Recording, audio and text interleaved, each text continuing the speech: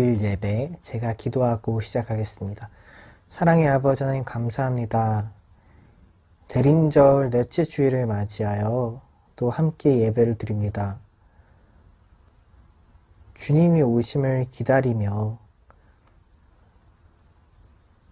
그분을 맞이하였던 많은 사람들처럼 우리도 주님이 오심을 묵상하며 주님을 기다리며 그렇게 우리 시간을 보낼 수 있게 도와주세요.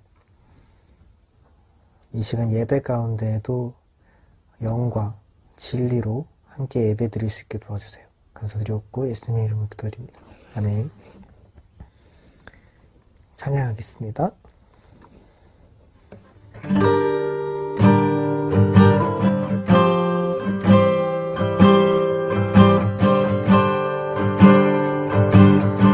내 주의 보혈은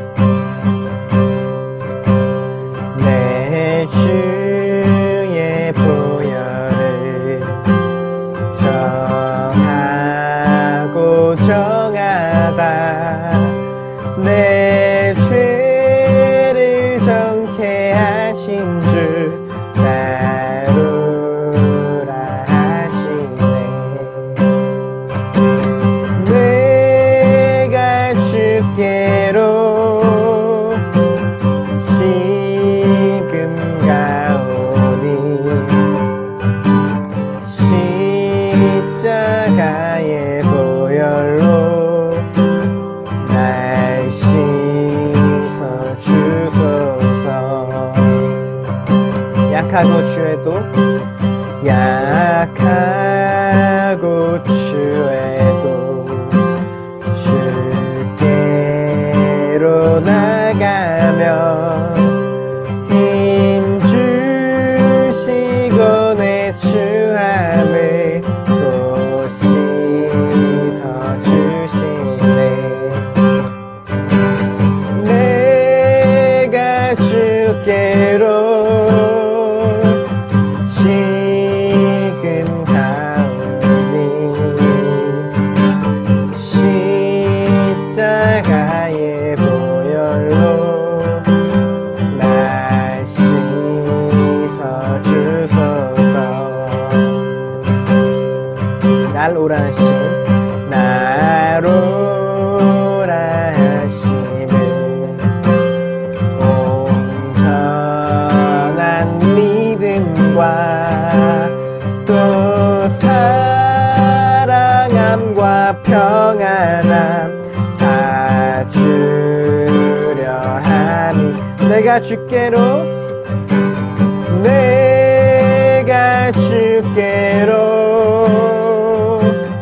지금 가오니 십자가의 보혈로 날 씻어 주소서. 목소리 높여 큰 죄인 복받아 살 길을 얻었네. 한없이 넓고 큰 은혜 베풀어 주소. 내가 주께로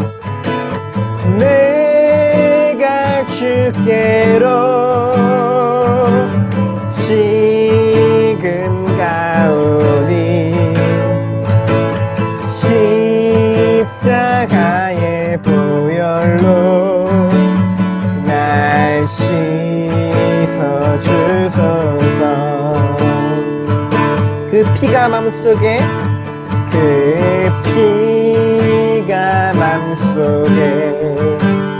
큰 증거 됩니다. 내 기도 소리 들으사 다 허락하소서. 내가 주께로 지금 가오니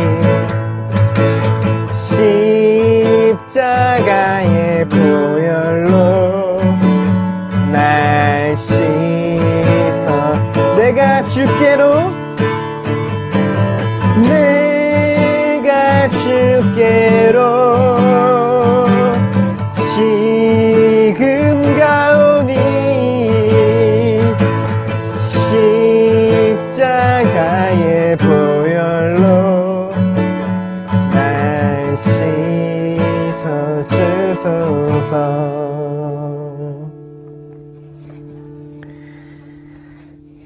이 시간 잠깐 함께 같이 기도했으면 좋겠습니다. 우리를 의롭게 할 수 있는 것, 우리를 깨끗해 할 수 있는 것은 우리 어떠함으로 할 수 없습니다. 우리 어떠함으로 할 수 있는 것이 아님을 고백합니다. 아브라함이 하나님을 믿으니 하나님이 그를 의롭게 보셨다고 창세기 저자는 말합니다.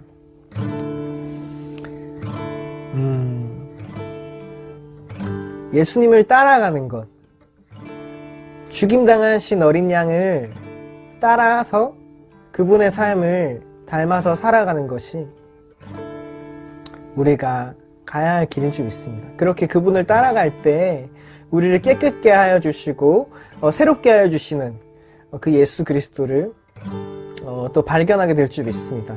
이 시간 함께 같이 기도할 때 우리 어떠함으로 우리 죄를 씻을 수 없고 우리 죄의 문제를 해결할 수 없음을 함께 고백하면서 하나님을 의지하여서 그 예수 그리스도의 보혈을 의지하여서 많이 우리가 의로움을 얻을 수 있고 깨끗함을 얻을 수 있음을 함께 고백하며 그 어린 양 따라서 살아가는 삶 될 수 있게 해달라고 이 시간 또 예배를 위해서 함께 같이 기도했으면 좋겠습니다. 기도드리겠습니다. 사랑의 아버지 하나님 감사합니다. 주님 예수 그리스도를 아는 삶으로 그 영원한 삶으로 우리를 초대해 주시며 감사드립니다. 주님 우리가 죽임당하신 어린 양을 따라갑니다. 주님 하늘 보좌 내려놓으시고 따끈해진 이 땅 위에 오셔서 자신의 목숨을 우리 대속물로 내어주신 우리에게 내어주신 주님 먼저 내려서 섬기셨던 그 주님을 생각합니다. 주님 우리가 그 주님 따라서 살아갈 때 그 주님 따르며 살아갈 때 주님 우리의 모든 죄 그리고 우리 모든 우리가 해결할 수 없는 것들을 해결하시게 될 역사를 경험하게 될 줄 믿습니다. 주님 우리를 인도하여 주세요. 주님 주님의 길로 따라가기 원하오니 완악하고 추악한 죄인들이지만 주님 우리가 그 주님을 바라봅니다. 주님을 따라갑니다. 우리를 인도하여 주세요.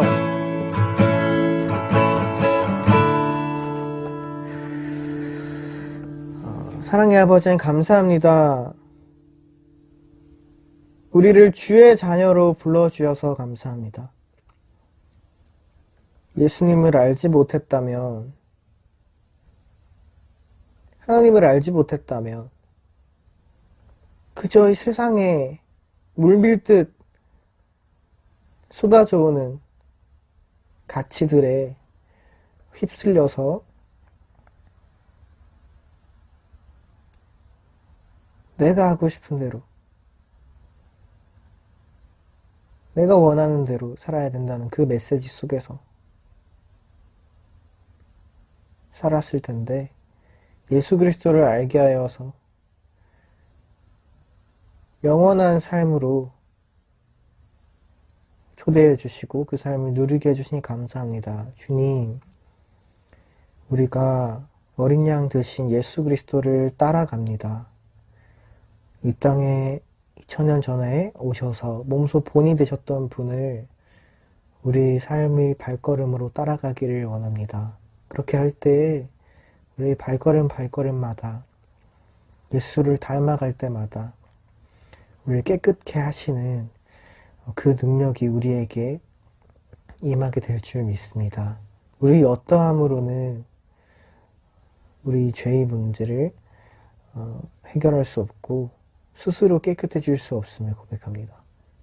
주님께 의지하오니 주님을 따라가오니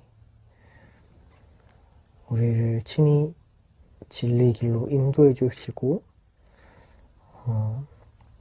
삶이 다하는 끝날까지 우리를 이끌어 주실 줄 믿습니다. 감사드리고 예수님의 이름으로 기도드립니다. 아멘.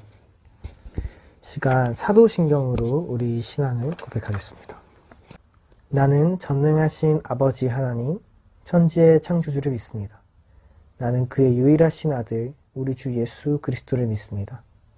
그는 성령으로 잉태되어 동정녀 마리아에게서 나시고 본디오 빌라도에게 고난을 받아 십자가에 못 박혀 죽으시고 장사된 지 사흘 만에 죽은 자 가운데서 다시 살아나셨으며 하늘에 오르시어 전능하신 아버지 하나님 우편에 앉아 계시다가 거기로부터 살아있는 자와 죽은 자를 심판하러 오십니다.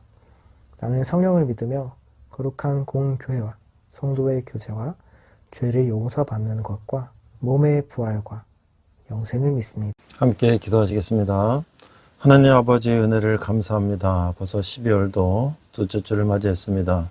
올 한 해 무더위 가운데 우리가 많은 수고를 하고 힘든 나날을 보냈지만 이제 가을을 거쳐 겨울을 맞이하고 또 한 해를 마무리합니다. 특별히 12월 20일 우리가 성탄절을 맞이하여 이 땅에 우리 주인들을 구원하시게 오신 우리 예수님을 기뻐 우리가 맞으며 또 우리가 한 해를 잘 정리하고 또 새로운 해를 준비하는 그런 날 될 수 있도록 인도하여 주시옵소서. 날씨가 추워지고 있습니다. 생활이 어려운 분들 추위에 또 굶주림에 여러 가지 병마에 또 이렇게 고통받고 있습니다. 우리가 서로 도와서 그 어려운 사람들이 조금이라도 위로를 받을 수 있는 그런 연말 될 수 있도록 하나님 인도하여 주시옵소서. 오늘도 신령과 진정으로 예배하게 하시며 말씀으로 은혜받아 세상 가운데 승리하는 저희들 되게 하여 주시옵소서. 감사드리며 예수님 이름으로 기도했습니다. 아멘. 자, 여러분 안녕하세요. 백목사 시사 브리핑. 오늘은 세 부로 나눠서 한번 이야기하려고 하는데요. 건국 대통령 이승만 박사와 독립정신, 그걸 한번 좀 첫 번째 얘기하고요. 저는 이제 어렸을 때 70년대에 초중고등학교를 다녔는데 학교에서 이승만 대통령에 대해서 배운 게 별로 없어요. 아마 4.19 이거로 대통령에서 물러나고 5.16 군사혁명으로 이제 박정희 대통령이 이제 들어서고 그 의식적으로 이제 그런 부정부패 이런 것 때문에 교과서 씻지 않았던 거 아닌가라는 생각이 드는데요. 사실은 우리가 어렸을 때 초등학교 의무교육이 누가 그걸 만들었냐면 이승만 대통령이 건국하고 만들었다는 거예요. 우리나라가 무슨 재정도 아무것도 없고 교육재정도 없고 국가재정도 없고 하는 상태에서 초등교육을 의무화 교육을 해서 우리가 딱 돈이 없어도 그냥 초등학교 다닐 수 있었던 것이 이승만 대통령 덕인데 우리가 그 이승만 대통령을 가르치지 않고 배우지도 않았어요.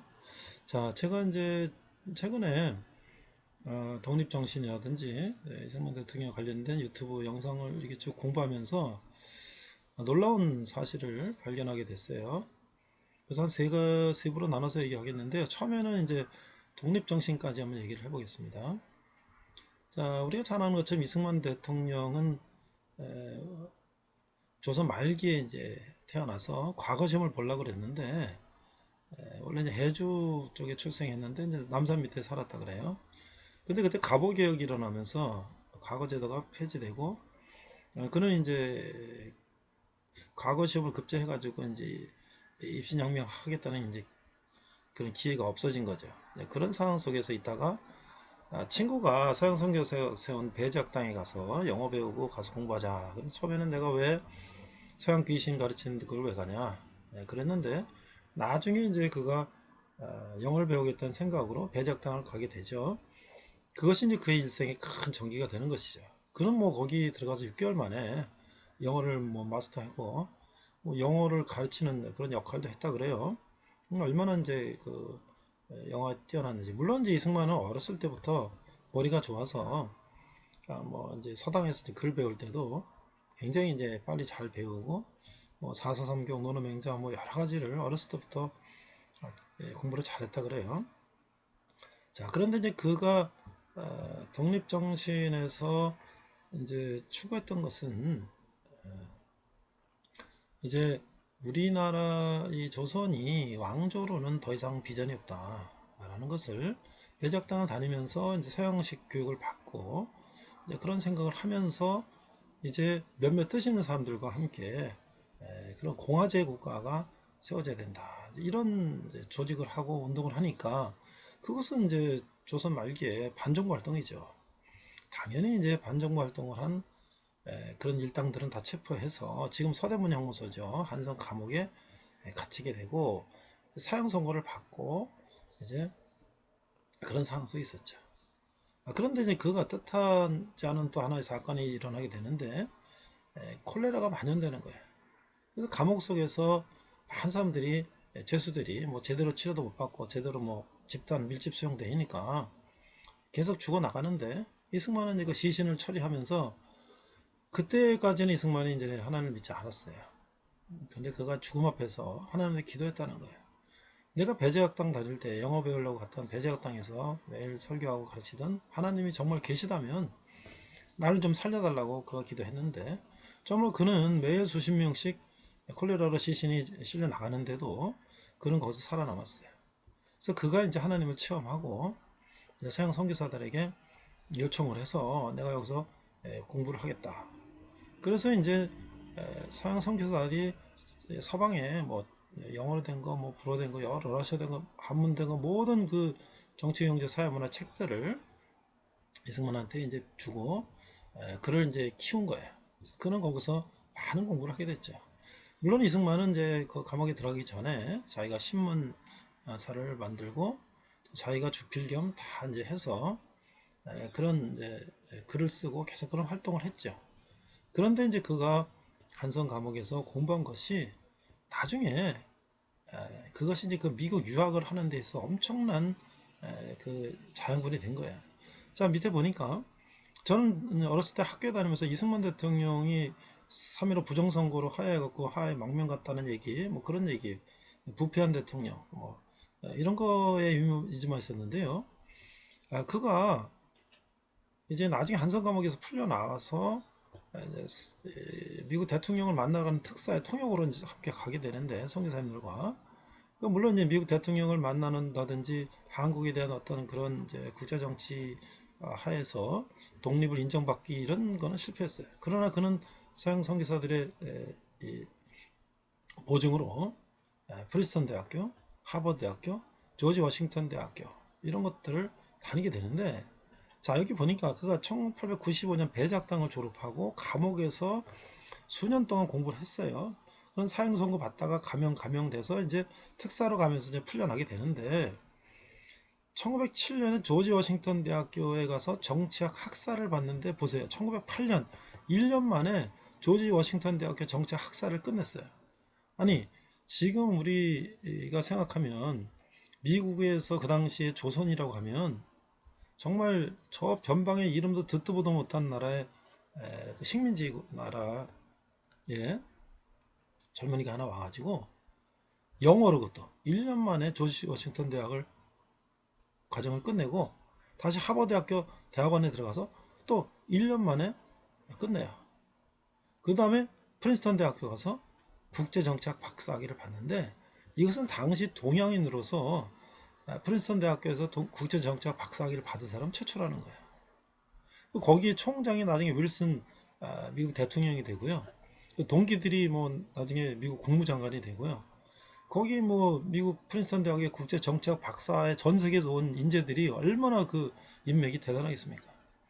결국 우리 대한민국은 이승만 대통령이 그렇게 공부한 그 덕을 보는 거예요. 사실 그 당시에.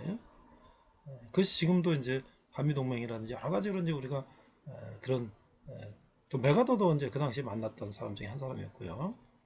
자, 그래서 그는 그러한 이제 한성 감옥에서 그가 우리나라의 갈 길을 집대성한 것이 바로 뭐냐? 이게 바로 독립정신이라는 것이죠. 그래서 이 책은 우남 이승만 대통령이 옥중생활 5년의 총결산일 뿐만 아니라 해방 후 자유민주주의 시장 경제 체제 대한민국을 건국하고 경영하고 또 6.25 전란 또 대한민국을 재건하는 전 과정에서 우리 현대사를 관통하는 정치 및 경제의 사상적 기초가 되고 있다. 그래서 이 책은 우리 국민들이 자유자주 독립적인 개인이 되고 국가 정체성을 취한 국민다운 국민이 되기 위한 필독서이다.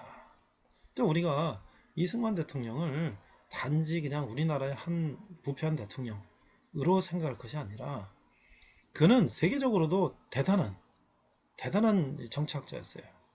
이어서 우리가 재팬 인사이드 아웃이라는 이승만 대통령의 국제정치학 박사학위 논문을 책으로 펴낸 그 책을 소개할 텐데요.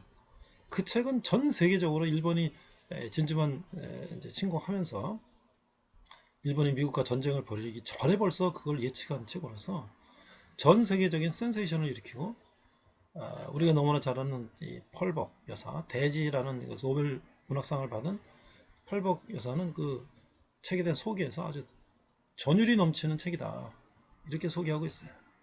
그러니까 우리 이승만 대통령은 그냥 한반도에서 태어나서 그냥 공부하고 배우고 자란 그런 분이 아니라 그 당시 세계 최강, 지금도 최강이지만 미국에 가서 이 미국의 학부 대학원 박사학위까지 하고 또 모든 미국의 어떤 정치, 경제, 문화, 그 다음에 전 세계에 대한 그런 것들을 다 배우고 그것을 기초로 하여 우리나라를 세웠다는 것이에요. 근데 그것의 가장 밑바탕이 되는 게 뭐냐면 그가 감옥에서 우리나라를 어떻게 이끌고 나가야 되겠다라는 것을 이 독립정신에서 이제 기초를 했다는 것이죠.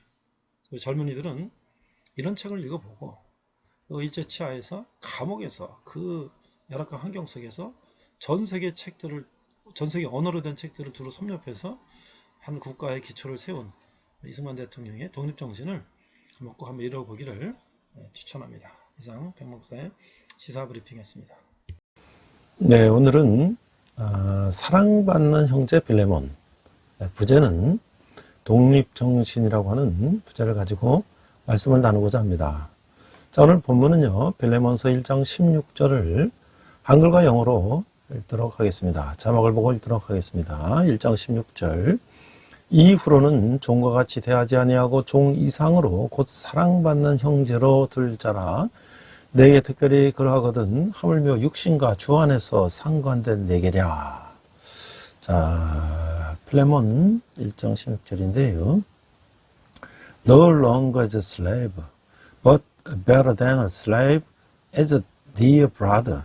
He is very dear to me, but even dearer to you, both as a man and as a brother in the Lord. 이렇게 돼 있어요. 자, 우리가 빌레몬서를 어떻게 읽을 것인가? 빌레몬서는 한 장으로 된 짧은 서신인데요. 복음이 한 개인뿐만 아니라 한 사회까지 변화시킬 수 있을까? 기독교 복음은 단순히 한 사람의 가치관을 변화시키는 것으로 그치는가? 아니면 사회까지 변혁시키는가?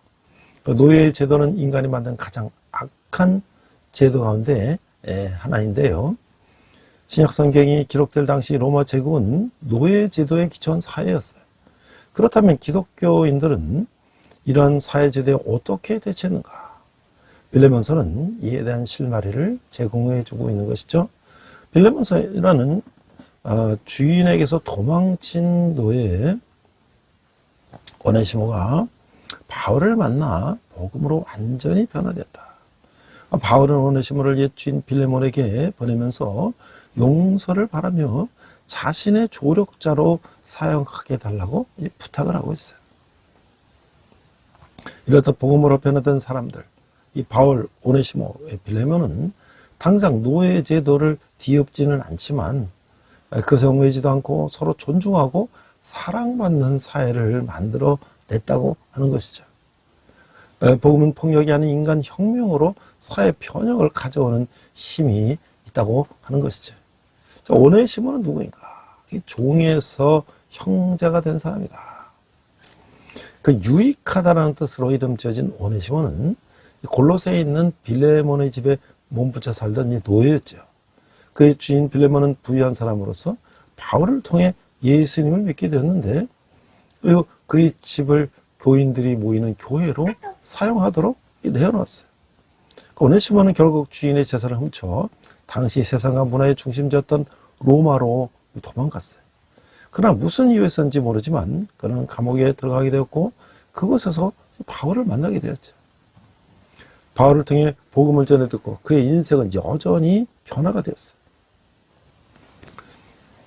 유익한이라는 뜻의 이름을 갖고 있었던 그가 쓸모없는 사람에서 이제는 바울과 필레몬 모두에게 쓸모 있는 사람으로 변화된 것이죠. 아주 그 말에 그 역설적인 표현이에요. 이 변화된 오네시모는 아들, 신복, 사랑하는 형제로 칭함받았고 두기고와 함께 골로새 교회에 있는 바울이 쓴 편지를 전달했다고 전해지고 있어요. 자, 그러면 우리가 빌레몬서를 한번 한날에 한번 살펴보겠는데요. 자, 빌레몬서는 그 용서, 개요는 용서다. 인사하는 1, 3절에 나오고 그 다음에 이제 7절에 바울이 빌레몬에 대한 칭찬이 나오고 있어요. 8절에 17절은 바울의 오네시모를 위한 청원이 나오고 그 다음에 18절에서 22절은 바울의 약속과 확신이 나오죠. 그 다음 마지막 인사로 이제 23절 25절이 인사로 마무리를 이제 하게 되는 것이죠. 자, 그러면 우리가 이제 줄거리를 한번 보면 한 장으로 된 이게 짧은 편지인데 바울이 개종시킨 그 오네시모라고 하는 이 도망친 하인을 대신하여 그 주인에게 이제 한 장의 편지를 이제 쓰는 거예요. 그래서 그를 주인인 빌레몬에게 돌려보내면서 오네시모를 그리스도 안에서 형제와 같이 대해주라는 요제의 그 내용을 기록하고 있죠. 자, 그래 빌레몬서에서 그 오네시모의 용서에 대해서 그 오네시모는 이제 도망친 노예죠. 근데 그런 바울을 통해서 예수를 만났어요. 그 인생이 바뀌었어요. 그 오네시모의 이전 주인은 우연히 바울의 친구였자 동료 신자였던 이게 빌레몬이었어요. 바울은 도망친 것을 용서해달라고 하는 편지와 함께 오네시모를 빌레몬에게 보내는 거예요. 바울은 오네시모의 빚진 것을 잊어버리라는 것이 아니라 단지 그를 용서해 줄 것을 부탁하고 있는 것이죠. 그 오네시모의 빚은 바울에게로 회개되어서 했는데 이 얼마나 구원을 잘 보여주고 있는 건가. 하나님은 우리의 모든 죄가 하나님의 아들에게로 회개되기 때문에 우리를 값없이 용서할 수가 있어요. 이 사실은 우리의 삶에 놀라운 변화를 일으키죠. 지금까지 편지는 모두 사도 바울이 하나님의 영감으로 쓴 것이라고 하는 거예요. 교회에 대한 제일 가는 이었던 이 사를 하나님이 택하셔서 사도 바울로 변화시켜서 그러면 신약 성경의 절반을 쓰게 하신 것은 하나님의 사랑과 은혜에 대한 증거가 아니겠는가. 이는 누구도 구원받지 못할 만큼 악한 사람은 없다는 것을 보여주고 있는 것이다 라고 할 수가 있죠. 그리고 우리 과거의 삶이 아무리 악했다고 할지라도 그 무엇으로도 하나님께서 우리를 통해 위대하고 능력 있는 일들을 하시는 것을 막을 수는 없다라고 하는 것이죠. 자, 그래서 이제 빌레몬 1장을 보면 바울 당시의 노예제들은 바울이 변화시킬 수 없는 삶의 현실이었어요. 그러나 바울은 그 노예와 그 주인에게 예수께서 그를 모두를 위하여 메인 종이 되신 사실과 이런 예수님의 희생을 통하여 구속받은 자들이 서로를 어떻게 대해야 하는지를 보여주고 있는 것이죠. 그래서 골로새서를 쓸 무렵 바울은 그의 셋집에서 빌레몬에게 이 편지를 쓰고 있어요. 바울 자신도 로마의 죄수 신분으로 죽임을 당할 수 있는 이 처지였는데 그때가 AD 61년에서 62년 격이었던 것이죠. 자, 이 부탁이 8절에서 12절, 17절에 나오는데요. 이제 바울은 도망친 노예 오네시모에 대해서 부탁의 말을 시작하고 있어요. 바울은 정정하면서도 간절하게 그리고 권위 있게 부탁하고 있어요. 여기서 바울은 두 가지 사실 곧 오네시모는 이제 바울의 믿음의 아들이라는 것과 10절 빌레몬의 형제라는 것 16절을 밝히고 있어요. 이것은 당시의 공포스러운 노예제도에 대한 그리스도인의 반응을 나타내고 있는 거예요. 오네시모는 비록 로마사에서 가장 낮은 계층에 속했지만 영적으로는 그의 주인 빌레몬과 지도적인 사도와 동등하게 된 것이라는 것이죠. 자, 이 명령이 하는 부탁이 8절에 나오는데요. 이러므로 내가 그리스도 안에서 아주 담대하게 내게 마땅한 일로 명할 수도 있으나, 그러니까 모든 성도들에 대한 이 빌레몬의 사랑은 이제 오네시모까지도 포용해야 되는 거예요. 사도의 권위로서 바울은 아주 담대하게 내게 마땅한 일로 명할 수도 있으나, 그는 스스로 이제 억제하고 있는 거죠. 그래서 이제 사랑으로 말미암아 부탁을 하고 있는데 9절에 보니까 도리어 사랑으로서 간구하노라. 나이가 많은 나 바울은 지금 또 예수 그리스도를 위하여 갇힌 자되요. 바울의 간구는 사랑으로서 기초한 것이죠. 여기서 사랑은 아마도 빌레몬의 사랑, 이 5절 7절을 참조해 보면 그 빌레몬의 사랑을 가리키는 것 같아요. 빌레몬이 오네시모를 다시 받아들이는 것은 오네시모와 바울에 대하여 매우 큰 사랑을 베푸는 것이 될 것이었다. 또한 이런 부탁을 하는 바울은 나이 많고 예수를 위하여 갇힌 자였던 것이다 라고 한 것이죠. 바울이 옥에 갇혀 있다는 것은 빌레몬의 마음에 동정심을 불러일으키게 하는 그 요인이었을 수 있어요. 게다가 오네시모는 젊었으며 바울과 빌레몬은 함께 늙은 처지에 있었던 것이죠. 세 번째는 영적 아들을 위한 부탁을 하고 있어요. 10절과 11절인데 10절에 보니까 갇힌 중에서 낳은 아들 오네시모를 위하여 네게 간구하노라. 그러니까 아들이란 표현은 특별히 친의 마음을 담고 있는 것으로서 이것 외에서는 오직 디모데와 디도에게 이게 씌워졌어요. 11절 그가 전에는 내게 무익하였으나 이제는 나와 네게 유익함으로. 그러니까 오네시모라는 이름은 그 당시 노예들에게 아주 흔한 이름이었어요. 그냥 유용하다, 쓸모가 있다 라는 뜻을 가지고 있는데, 그러나 그는 주인의 집으로 또 도망함으로써 이른과는 반대의 사람이 되게 많았죠.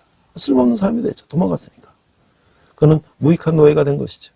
이제는 이라는 말은 오네시모의 중생, 거듭남으로 말미암아 다시 유익한 사람이 됐음을 뜻하고 있는 것이죠. 그래서 12절에 보니까 이 진정한 부탁을 하고 있어요. 내게 그를 돌려보내노니 그는 내 신복이라. 바울은 빌레몬에게 직접 문제를 꺼내놨어요. 내게 그를 돌려보내네. 빌레몬에게는 오네시모를 대면하기 전에 먼저 바울의 부탁에 대해 생각해 볼 수 있는 이 기회가 없었죠. 대신에 이제 오네시모를 대면해 본 후 옳게 판단한 일반이 남은 것이었어요. 이 회심한 노예를 가리켜 내 신복이라 하였으니 빌레몬이 어찌 친구 바울의 부탁을 거절할 수가 있었을까요? 이 구절을 보면 오네시모가 직접 이 편지를 빌레몬에게 전달했으리라는 이 추측을, 그 사실을 우리가 추측할 수가 있어요. 그래서 이제 17절을 보니까 동무로서의, 친구로서의 부탁을 하고 있어요. 그러므로 내가 나를 동역자로 할진대 그를 영접하기를 내게 하듯 하고. 그 앞에서 바울은 자신의 부탁이 오네시모를 위한 것이라는 것과 빌레몬이 선한 일을 위하여 오네시모를 되돌아 보낼 수 있으리라는 것과 그것을 언급했어요. 이제 17절에서 바울은 자신의 부탁을 명백히 지시했어요. 그를 영접하기를 내게 하듯 하고. 그러니까 그 도망쳤다 돌아온 오네시모를 그 친구요 사도인 바울처럼 생각해 달라는 거예요. 그 다음에 이제 우리가 관계성을 볼 수가 있는데, 자, 13절부터 16절을 보면, 바울과 오네시모의 현재의 그 형제 관계를 볼 수가 있어요. 13절, 그를 내게 머물러 있게 하여 내 복음을 위하여 갇힌 중에서 네 대신 나를 섬기게 하고자 하니. 이제 바울은 그리스도인이 된 이 노예의 이위기를 빌레몬의 위치와 동등하게 하고 있어요. 바울이 오네시모를 머물러 두면 사실 바울은 이것을 이제 원했지만 그는 빌레몬의 위치에서 그를 섬길 것이었어요. 그러나 그는 오네시모를 돌려보내는 것이 마땅하다는 의무감 때문에 이러한 소원을 이제 억제했다는 거죠. 두 번째는 14절에 보니까 바울과 빌레몬의 과거의 형제관계가 나오고 있는데 14절 다만 네 승낙이 없이는 내가 아무것도 하기를 원하지 아니하노니 이는 너희 소원한 일이 억지같이 되지 아니하고 자의로 되게 하려 함이라. 노예를 머물게 하는 것은 전적으로 주인의 의사에 달린 것이죠. 비록 바울이 빌레몬으로 하여금 오네시모를 로마에 머물게 하도록 권할 수 있었으나 바울은 자신과 빌레몬과의 우호관계를 빙자해서 부당한 유익을 구하려 하지 않았다는 거예요. 바울은 이러한 승낙이 자유로 되게 하여야 한다고 생각했어요.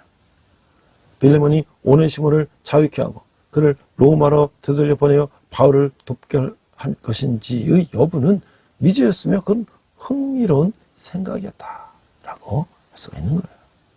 그래서 이제 오네시모와 빌레몬의 미래의 형제 관계에 대해서 15절에 이렇게 말하고 있어요. 15절. 아마 그가 잠시 떠나게 된 것은 너로 하여금 그를 영원히 두게 함이리니. 자, 빌레몬이 일시적으로 오네시모를 잃은 것은 그를 영원히 머물게 하는 결과를 가져왔어요. 도망친 노예들은 대도시에서 숨어 살거나 외딴 곳에서 피해 살 수가 있었어요. 주인의 집으로 다시 되돌아가지 않을 수도 있다고 하는 것이죠. 16절 보니까 이후로는 종과 같이 대하지 아니하고 종 이상으로 곧 사랑받는 형제로 둘지라 내게 특별히 그러하거든 하물며 육신과 주 안에서 상관된 내게랴.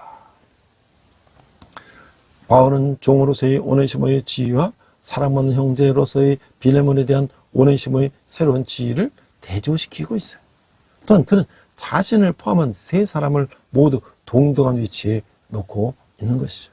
특별히 사랑받는 형제로 둔다 함은 아마도 해방을 의미하는 말일 것이다 라고 할 수가 있는 거예요. 자, 우리가 이제 노예에서 해방이 된다. 사실 우리 왕조국가였던 조선시대의 이 백성들이야말로 사실 뭐 양반 일부 특권계층을 빼놓고 뭐 거의 다 노예나 다름없죠. 근데 그러한 상태를 벗어나서 이제 공화정인 국가를 만들어서 모든 백성들이 주인이 된 나라를 꿈꾼 사람이 있었으니 그가 바로 이승만이었다. 근데 그 이승만이 대통령 되고 프린스턴에서 국제정치학 박사 되고 그때가 아니라 청년 이승만이 감옥에서 서양의 그 정치, 경제, 사회, 문화 그런 책들을 선교사님이 보여주시는 책들을 읽으면서 그걸 깨닫고 그가 독립정신이라고 하는 책을 썼는데 그 안에서 그걸 주장하고 있었다는 거예요. 그는 그때 벌써 이 우리나라가 어떤 나라가 되어야 될 것인가를 벌써 꿈꿨다는 거 하는 것이죠. 자, 독립전쟁이라고 하는 것을 보면 The Spirit of Independence라고 하는데 이승만이 한성 감옥에 수감되어 있던 1904년에 저술한 책이다. 당시 대한제국의 문제점과 주변 열강의 움직임 및 대한제국 사람들의 해야 할 일들을 저술했으며 기독교 입국론을 주장했다. 벌써 그가 예수님인 지 얼마 되지 않았는데 그 기독교 입국론을 주장했다.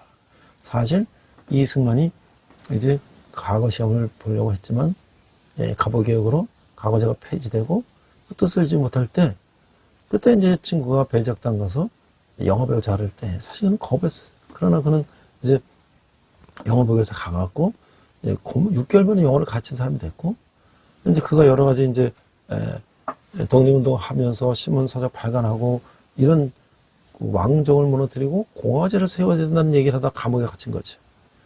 그래서 그는 콜레라를 이겨내고 거기서 살아남았을 때 회심하게 됐고 성기사들이 보내준 많은 책들을 읽으면서 이 서구 열강들 민주주의 국가에 대해서 공부했던 것이죠. 자, 그래서 이승만은 독립협회가 해산된 뒤 고종의 양위 문제에 연루돼갖고 1899년 1월에 체포돼서 한성 감옥에 투옥되었어요. 그는 수감 중이던 1904년 2월 19일부터 같은 6월 29일 사이에 이 책을 집필했어요. 그러니까 한 4개월. 집필동기는 러일 전쟁으로 일본 제국주의의 침략 위협이 높아지면서 민족 독립에 대한 조선 민족의 각성이 필요하다고 생각했기 때문이죠. 집필동 이승만이 지인들을 중심으로 읽혔으며 탈관 1904년에는 그에게 적대적이었던 환경 때문에 대한제국 내에서는 출판할 수가 없었어요. 이후 이승만이 미국으로 건너간 뒤 1910년 2월 10일에 로스앤젤레스 대동신서관에서 발견됐어요. 이 책은 일제 강점기 내내 일본 제국에서 금서로 지정됐던 것이죠. 이승만이 4.19 혁명으로 하야한 뒤 절판돼서는 1993년 1월 정동출판사에서 재출간했어요. 구성은 51장과 후록으로 구성되어 있는데 1에서 10장에는 조선에 처한 상황을, 11에서 25장은 민주주의와 자유 백성의 권리 의무를, 26장에서부터는 국제정서를 기록하고 있어요. 2018년 5월 비봉출판사에서 원문의 내용에 대하여 이 박기봉의 교정 및 주석을 더하여서 재출간이 됐어요. 그러니까 이승만의 주장은 아래 6가지로 요약되는데 모든 것의 근본을 기독교로 할 것을 주장했다. 첫 번째, 통상해야 한다. 외국과 교류하는 것은 부국의 방법이다. 두 번째, 신학문을 익혀야 한다. 신문들이 본인과 국가 발전의 근본이다. 세 번째, 외교를 잘해야 한다. 강대국도 혼자서는 살아갈 수 없으며 모든 나라에 공평하게 대해야 한다. 네 번째, 주권을 소중히 여겨야 한다. 국가는 주권의 상징이다. 다섯 번째, 도덕의 수준을 높여야 한다. 뜻을 같이 하는 사람들과 용기를 가지고 행동해야 한다. 여섯 번째, 자유를 존중하고 목숨을 걸고 지켜야 한다. 그래서 이제 이 국민다운 국민이 되기 위해서 이건 반드시 읽어야 하는 책이다. 물을 마실 때는 그 근원을 생각하고 과일을 먹을 때는 그 나무를 알아야 한다. 그래서 이 자기가 마시겠는 물의 근원을 모르고 거기에 오물을 투척하거나 자기가 따먹는 과일나무의 뿌리를 뽑거나 줄기를 베어버린다면 사람들은 그런 자를 그렇게 뭐라고 하겠는가? 미련한 자죠. 우리 민족의 5,000년 역사에서 왕과 왕족, 소수 양반계급 아닌 일반 백성들이 오늘처럼 자유롭고 독립적이고 자주적이고 자율적인 삶을 살았던 적이 있는가? 조선왕조 실록의 통계에 의하면 조선 조말 전체 백성들 중 10% 미만의 양반이었고 50%는 무지렁이 상인들, 40%는 이 노비였어요. 그리고 10%에 속하는 양반들조차 비록 그 안에 상민이나 노일보다는 자유롭고 유족했으나 그들 역시 오늘 우리 모두가 당연히 누리는 자유, 독립, 자주, 자율 등은 꿈도 꾸지 못하는 예속적인 삶을 살았다. 뭐 일제체에서는 말할 것도 없고요. 수천 년간 이런 역사를 가진 이 땅의 백성들이 지금같이 정치적으로 자유롭고 경제적으로 풍요로운 삶을 살 수 있게 된 근원은 그 뿌리는 과연 어디에 있는가? 그것은 바로 1948년 8월 15일 우남 이승만에 주도하여 자유민주주의 시장경제체제의 대한민국을 건국한 데 있었고 그 건국의 정치적 기초는 바로 여기에서 소개하는 이 독립정신에 담겨있다 라고 하는 것이죠. 독립정신은 20대 청년 우남 이승만이 옥중에서 집필한 그의 대표저서로서 5,000년 동안 지속되어 우리나라 왕정의 역사를 민주공화정으로 탈바꿈시키고 대령문화권에 속해 있는 우리나라의 정치, 사회, 문화적 전통을 해양문화권으로 옮겨놓는데 이론적 기초가 된 책이다. 세계화의 선진화를 지향하는 대한민국의 공국이됨을 지시한 책이다. 그러나 100여 년 전에 고철에 써인 이 글이 때문에 현대인들이 읽기 어려웠는데 이번에 이 비봉출판사 대표 박기봉 씨가 누구나 알기 쉽도록 현대로 교정하고 이 추석까지 달았다. 이 책을 교정 및 추석한 이 책을 조선왕조 500년간 쓰여진 모든 책들 가운데 최고의 경세서, 세상을 다스리는 이 책이다. 정치 사상서이자 국민 계몽서라고 평가하고 있다.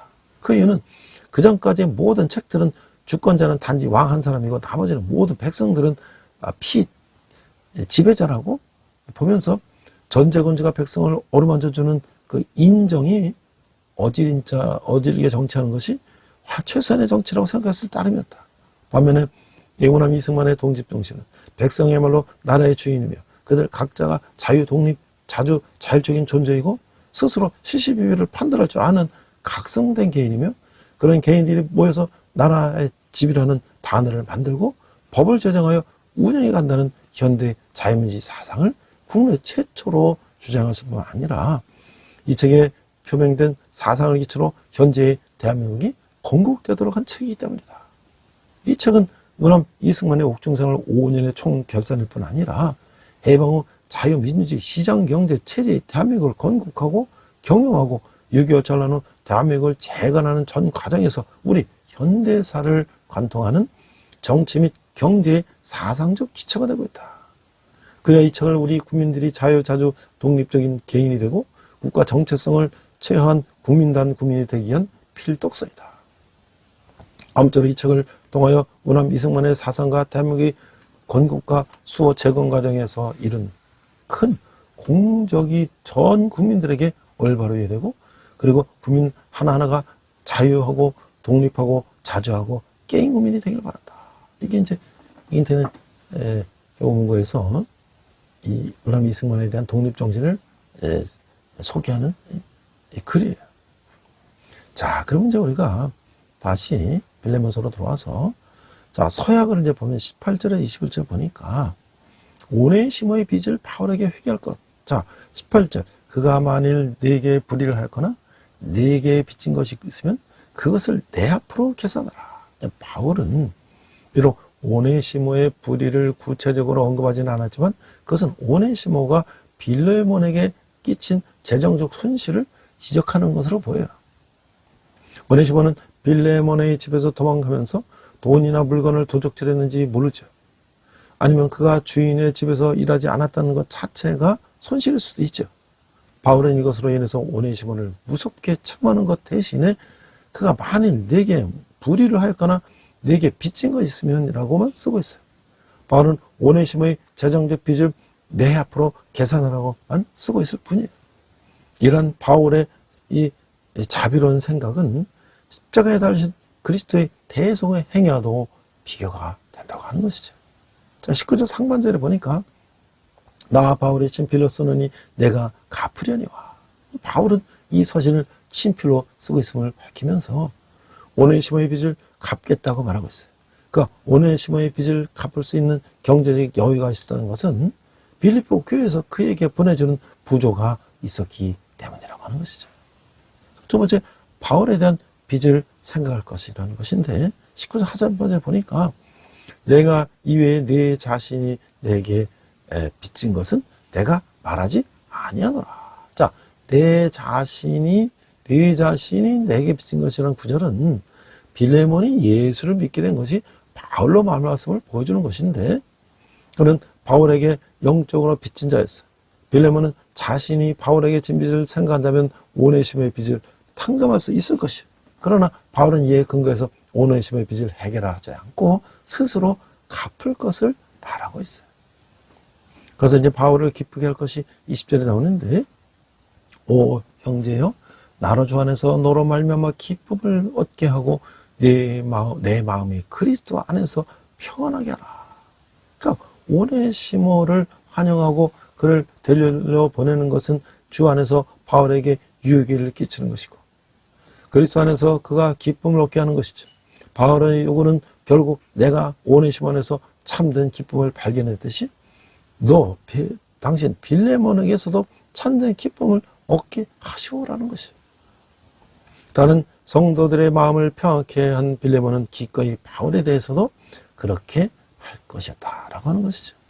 그래서 바울의 요구 이상으로 행할 것을 21절에 말하고 있는데, 21절 나는 내가 순종할 것을 확신함으로 내게 썼노니 내가 말한 것보다 더 행할 줄을 아노라.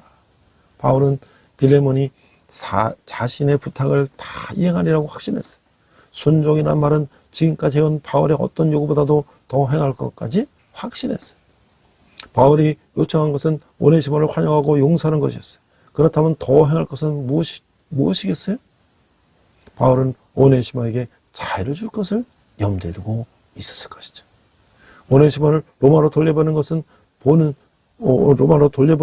경우도 있지만, 이에 대해서는 이미 13절에 이미 우회적으로 언급하고 있어요. 나는 내가 데리고 있고 싶지만 너에게 돌아보낸다. 빌레몬은 오네시모에게 자유를 준다면 이것이야말로 그리스도 안에서 참된 사랑을 행하는 것이며, 노예 제도에 대하여 그리스도인들이 끼칠 수 있는 영향을 보여주는 것이 될 것이었다라고 하는 것이죠. 자, 우리가 이게 리더십으로 보는 빌레몬서. 본 서신은 이게 표면적으로는 도망난 노예 오네시모를 돌려보내는 그 문제를 해결하는 그런 전략에 관한 것으로 보이죠. 그러나 지도자는 빌레몬서를 통해서 용서와 용납 그리고 자유를 주도록 권면하고 설득하는 그 리더십을 봐야 할 것이다. 강한 설득을 하지만 최종 결정은 빌리몬 자신이 하도록 하는 것이 바로 바른 리더십이다. 이런 설득과 청원은 관계성 위에서 이루어지는 것이다. 기독교 리더십은 회복의 리더십이죠. 복음은 죄의 문제를 청산하고 관계성의 회복과 변화를 일으키는 거예요. 또한 문제는 상대에 대한 신뢰와 기대를 보여야 해결될 수가 있다고 하는 것이죠. 그 리더십의 본질은 설득력일 뿐 아니라 영향력이에요. 바울의 영향력을 보면 빌레몬서에서 우리는 한 개인의 삶의 변화를 일으키고 한 사회의 구조와 규범의 변형을 일으키는 변혁적 리더십의 중요성을 보게 된다고 하는 거예요. 진정한 리더십과 복음의 능력은 한 개인뿐 아니라 사회를 바꾸는 영향력이다. 그래서 미국의 이제 마틴 루터 킹 목사님이 그 링컨 기념관 연설에서 나에게는 꿈이 있습니다. I have a dream이라는 1963년에 그 명연설이 이제 유명하죠. 저는 이제 고등학교 3학년 때, 2학년 3학년 때, 그 정통종합영어라고 하죠. 성문종합영어. 그걸 이제 학원 다니면서 공부할 때, 그 예문이 그 존 F 케네디 대통령의 이너기럴 어드레스, 취임 연설이 있고요. 마틴 루터 킹 목사님의 이 I have dream이라는 연설이 영문으로 돼 있어요. 그 학원 선생님이 그거를 긴 한 페이지 정도의 문장을 다 외우라 그래가지고 그걸 한번 외운 적이 있어. I have segregation to say wait 이렇게 해서 이런 걸 이제 외우고 막 그랬는데 그게 바로 유명한 I have a dream이죠. 자, 이게 이제 그 미국의 역사 민주주의 마틴 루터 킹 링컨 기념관 연설인데요. 그러니까 에브라함 링컨 대통령이 노예 해방에 서명한 지 약 100년이 되는 1963년 8월 28일 마틴 루터 킹이라는 그 이름의 한 청년이 미국에 대한 자신의 비전을 설명하기 위해서 워싱턴 DC에 있는 링컨 대통령 기념관의 대리석 계단에 올라갔어요. 20만 명이 넘는 흑인과 백인들이 경청하러 왔어요. 그들은 비행기로, 자동차로, 버스로, 기차로 그리고 걸어서 왔어요. 그들은 흑인의 평등한 권리를 요구하기 위해 워싱턴으로 온 것이었어요. 그리고 그들이 기념관의 계단에서 들은 꿈은 한 세대의 꿈이 됐어요. 지금이야말로 바로 민주주의의 약속을 현실로 실현할 때입니다. 지금이야말로 바로 어둡고 쓸쓸한 인종차별의 골짜기로부터 분개하여 인종적 정의의 햇볕길로 나가야 할 때입니다. 흑인에게 시민권이 주기 전까지 미국에는 안식도 평온도 없을 것입니다. 정의의 밝은 날이 오기까지 반란의 효리바람이 계속 우리 국가의 기반을 띄울 것입니다. 뒤흔들 것입니다. 그러나 나는 정의의 궁전으로 들어가는 문턱에 서 있는 여러분에게 해야 할 말이 있습니다. 우리의 정당한 지위를 얻는 과정에서 우리가 부당한 행위를 해서는 안 됩니다. 흑인 사회를 집어삼켜버린 놀라운 새 투지가 모든 백인에 대한 불신으로 이어져서는 안 됩니다. 오늘 그들이 이전에 참석한 사실이 입증하듯 우리 많은 백인 형제들은 그들의 자유가 어쩔 수 없이 우리 자유에 결부되어 있다는 사실을 깨닫게 되었기 때문입니다. 고난 속의 영예는 보상받는다는 믿음을 가지고 계속 일합시다. 미시시피주로, 엘라바마주로, 루이지애나주로 그리고 우리 북부 여러 도시의 빈민가와 게토로 돌아가십시오. 그리고 이런 현실은 변화될 수 있는 것일 뿐 아니라 단지 변화될 것임을 아십시오. 나는 오늘 나의 여러 친구들에게 말하노니 나는 어려움과 좌절의 순간이 있었지만 아직도 꿈을 가지고 있습니다. 그것은 아메리칸 드림에 깊이 뿌리박은 꿈입니다. 나는 언젠가 이 나라 국민들이 분개하여 우리는 모든 인간이 평등하게 창조되었음을 자명한 진리로 삼는다는 이 나라 국민 신조의 참뜻을 체험하게 될 것이라는 꿈을 가지고 있습니다. 나는 언젠가 조자주의 붉은 언덕에서 옛 노예의 자손들이 옛 노예 소유주의 자손들과 함께 형제의 테이블에 앉을 수 있게 되기를 하는 꿈을 가지고 있습니다. 나는 나의 4명의 자녀들이 언젠간 그들의 피부색으로 판단되지 않고 그들의 인품에 의해 판단되는 나라에서 살게 되리라는 꿈을 가지고 있습니다. 오늘 나에게는 꿈이 있습니다. 그럼 미국이 위대한 나라가 되려면 이 꿈이 실현되어야 합니다. 그러므로 자유가 뉴햄프셔주의 거대한 언덕 위로부터 올리게 합시다. 자유가 뉴욕주의 강대한 산들로부터 올리게 합시다. 자유가 펜실베니아주의 엘레게니 산맥으로부터 올리게 합시다. 자유가 콜로라도주의 눈 덮인 로키 산맥으로부터 울리게 합시다. 자기가 캘리포니아주의 굽이진 능선으로부터 울리게 합시다. 그뿐만 아니라 자기가 조지아주의 스톤 마운틴에서도 울리게 합시다. 자기가 미시시피주의 모든 언덕과 둔덕으로부터도 울리게 합시다. 자기가 모든 산허리부터 울리게 합시다. 우리가 자기가 울리게 할 때 모든 크고 작은 마을에서 모든 주와 모든 도시에서 자기가 울리게 할 것이며 하나님의 모든 자손들이 흑인과 백인, 유대인과 이방들, 신교도와 구교도가 손에 손을 잡고 옛 흑인 영과 마침내 해방되었도다. 마침내 해방되었도다. 전능하신 하나님께 감사하라. 우리는 마침내 해방되었다를 부르게 부를 수 있는 날이 될 날을 앞당길 수 있을 것입니다. 우리 함께 기도하겠습니다. 하나님 아버지 은혜를 감사합니다. 인간이 노예를 삼던 그런 수천 년 기간에 이 로마 시대의 이 노예 도메네시모를 해방시키기 위한 이 바울의 이 빌레모에 대한 이 권면을 보면서 또 그것을 이어서 조선의 이 왕조 국가에서 노예를 살던 백성들이 기독교 국가로 자유와 권리를 되찾는 그런 백성이 되기를 희망했던 독립정신을 보며 노예로 미국에 팔려와서 가진 고초를 겪고 핍박받고 정적인 자유도 없던 그 흑인들을 위해서 자기 목숨을 걸고 그들을 위해서 애쓰던 모든 사람들은 예수님께서 이 땅에 위해서 우리를 위해서 십자가에 돌아가신 우리를 위해서 피를 흘리신 그 법에는 피를 우리가 기억하며 우리가 예수님 이 땅에서 하신 것처럼 가난한 자, 포로된 자, 소경된 자를 살리시고 또 우리를 치유하시고 말씀을 가르치시고 복음을 전파하신 것처럼 우리도 그런 사람 될 수 있도록 인도하여 주시옵소서. 감사드리며 예수님 이름으로 기도했습니다. 아멘. 이 시간 헌금 찬양하시겠습니다.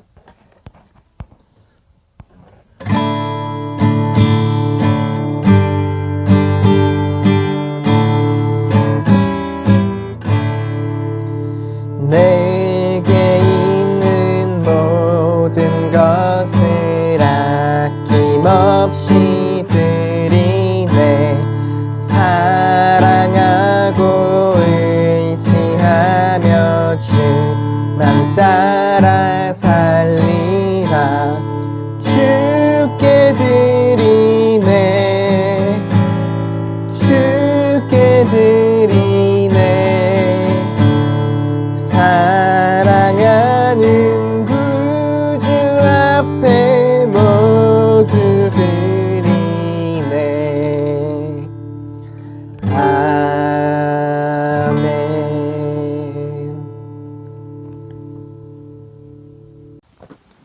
자, 이제 12월도 성탄절이 가까우고 있는데요. 이제 학생들은 이제 기말 시험 가운데 있고요. 또 우리 이제 군대 형제들은 추운 가운데도 지금 뭐 여러 가지 일들을 하고 있습니다. 근데 이제 성탄절이 되면 휴가 가거나 외출해서 가는 사람들 외에 부대에 남아있는 형제들은 참 외롭고 쓸쓸하죠. 그래서 저희 부대 같은 작은 이런 전방에 있는 부대는 사실 뭐 찾아온 사람도 없고, 그런데 정말 온누리교회 군성교팀에서 올해도 이 전방의 작은 부대교회를 찾아오신다고 해서 너무 감사하죠.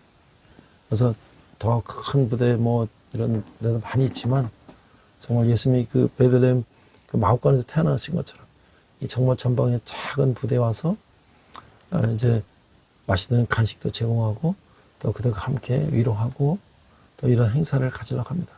저희도 또 자체적으로 장기자랑대를 하려고 해요. 이제 군의 형제들이 교회를 다니든 안 다니든 전부 이제 몇 팀은 이제 지원을 받아서 열심히 노래하고 어떤 해서 그 중에서 이제 선발해서 1, 2등, 3등 해가지고 또 이제 우리 부대장님이 또 휴가 주면 그걸 더 기쁘게 받아서 가는 그런 여태까지 이제 행사를 해보니까 제일 용사들이 기뻐하고 즐거웠던 것 같아요. 그래서 올해도 그런저런 행사를 하려고 합니다. 우리가 아직도 나라가 선진국 대회에 올라가 있고 잘 먹고 잘 산다 하지만 어디나 그늘진 곳이 있죠. 아직도 우리가 어려운 가운데 있는 사람들이 있습니다. 또 전 세계에는 많은 사람들이 전쟁과 기근과 여러 가지 질병으로 고통받고 있습니다. 우리 그 사람들을 위로하고 함께 도울 수 있는 그런 연말 성탄절이 됐으면 좋겠습니다. 우리 함께 기도하겠습니다. 하나님 은혜를 감사합니다. 저희가 적은 예물을 주님께 드렸습니다. 이 예물이 쓰는 것보다 주님의 영광이 나타나게 하시고 특별히 청년들이 주님께 돌아오는 데 귀하게 사용되게 하여 주시옵소서. 지금은 우리 주 예수 그리스도의 은혜와 하나님 아버지의 극진하신 사랑과 성령님의 감화도 역사하시며 우리가 종에서 자유된 우리들이 이 세계 많은 억압받고 눌리는 사람들을 위해서 그들에게 하나님의 사랑이 더 전해지기를 위해서 기도하는 열대를 모든 성도들이 열방 백성들과 성의사람들이 특별히 북한에서 고통받는 북한 동포들이 지금부터 영원토록 함께 하시기를 간절히 축원합니다. 아멘. 우리 함께 선한 능력으로 찬양하시면서 한 주간 승리하시기 바랍니다. 이 시간 함께 결단 찬양 선한 능력으로 부르시겠습니다.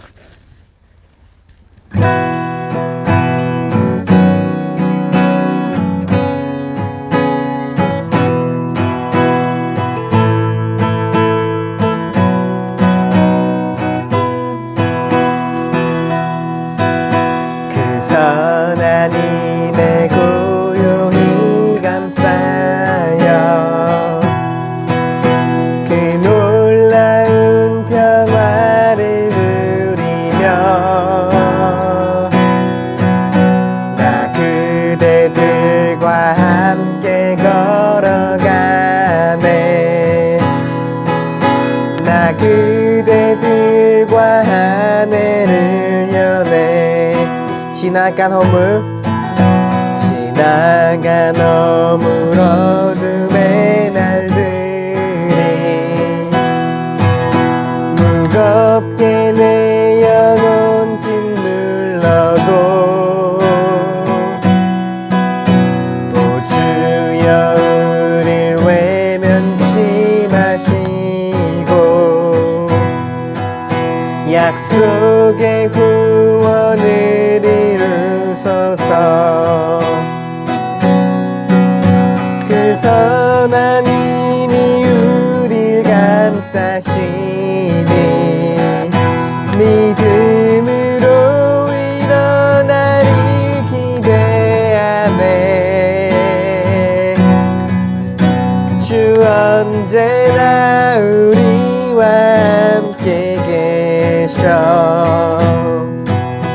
하루 또 하루가 늘 새로워 주께서 밝히신 작은 촛불이 어둠을 헤치고 타오르네 그 빛에 우리 모두 하나 되어 온 누리에 비추게 하소서 그 선한 힘이 우리 감싸시니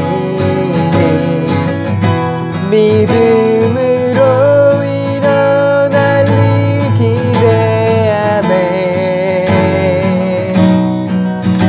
주 언제나 우리와 함께 계셔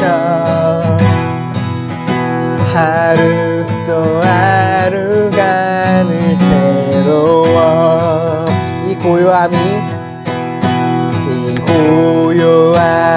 깊이 번져갈 때 저 가슴 벅찬 노래 들리네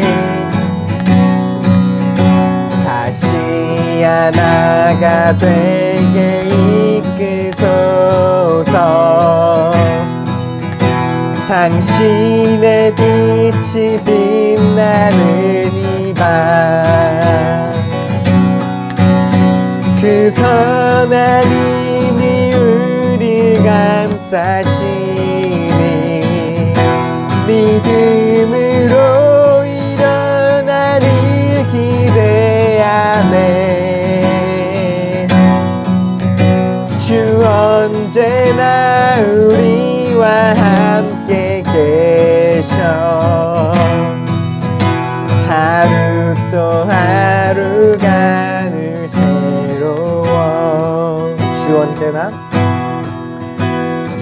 언제나 우리와 함께 계셔. 하루 또 하루가 늘 새로워. 주님과 동행하는 복된 한 주 되시길 축복합니다.